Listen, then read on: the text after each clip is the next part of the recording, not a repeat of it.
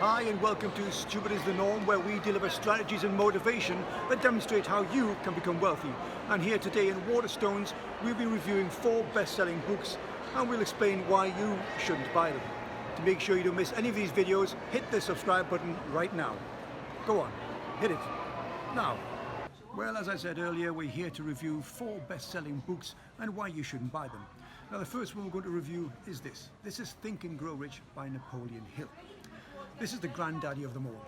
Napoleon Hill was a con man and fraudster knocking around the 1930s. He, in his own words, was advisor to President Roosevelt and Wilson. There's actually no evidence he met either of these chaps, but not to let the truth get in the way of a good story, he writes this book, and the premise of the book is that he has a conversation with one of the richest men in the world at that time, which is a guy called Andrew Carnegie. Again, there's no evidence whatsoever he actually met Andrew Carnegie. In fact, he never mentioned the conversation, the meeting that they had, until well after Andrew Carnegie's death.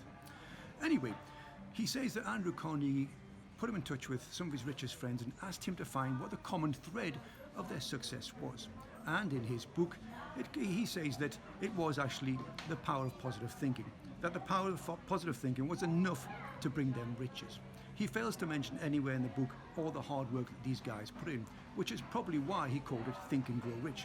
Because if he called it Work and Grow Rich, he wouldn't have sold any. And you shouldn't buy one either. The next book I recommend you not to buy is Rich Dad, Poor Dad by Robert Kiyosaki. Now, they actually don't have it here in Waterstones, and I'm hoping that's because people have stopped buying it.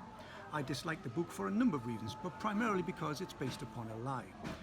You see, Rich Dad never existed. It was a complete fabrication.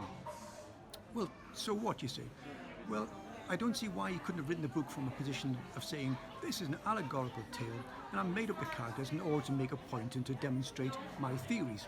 But he didn't do that. He spent years and years and years going around in print and telling people to their face that his life, he was brought up by 2 dads, one rich dad and one poor dad. The whole thing is based upon a lie. And why should he believe or give any credence to anything else he has to say? His poor dad did exist. That was his real father. His real father taught and lectured in local colleges and schools all his life and was able to retire on a comfortable pension. For doing that and for raising Robert Kiyosaki, feeding, clothing him all his life, looking after him, Robert decided to announce to the world that he was his poor dad. Nice piece of work, Robert. The next thing I don't like about his book, and one that got a lot of airtime, was that he claimed that the house you live in is not an asset but a liability. And you got that wrong again, Robert. The house you live in is an asset because it has a value. On any balance sheet, the house would sit in the asset column.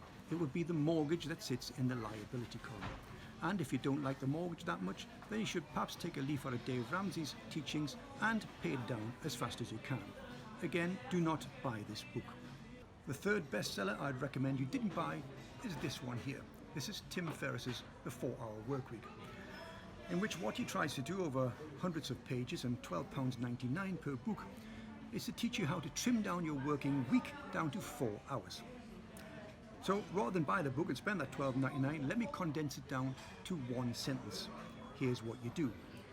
You build a business, you take years and years, working your face off until such time you can afford to employ people to do your job for you, and then you only have to work 4 hours a week.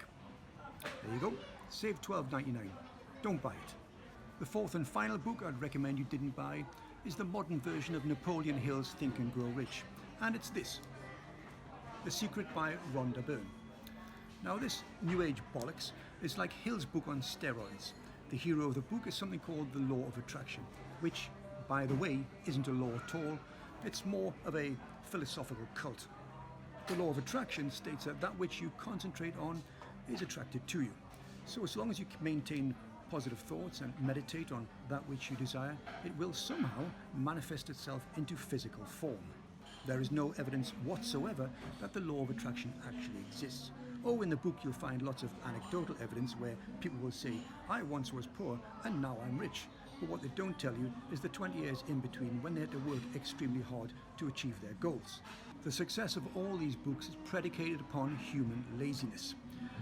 The thought, the hope that, oh, if all I had to do was think about stuff, then I wouldn't have to do all the work. The reality is, though, because I know a lot of rich people, and I don't know any of them that didn't have to work their faces off over a considerable amount of time in order to achieve their wealth. It can't be done any other way. Don't be stupid, don't be normal, and for God's sake, don't be a member of the stupid cult. Don't forget to hit like, share, and subscribe.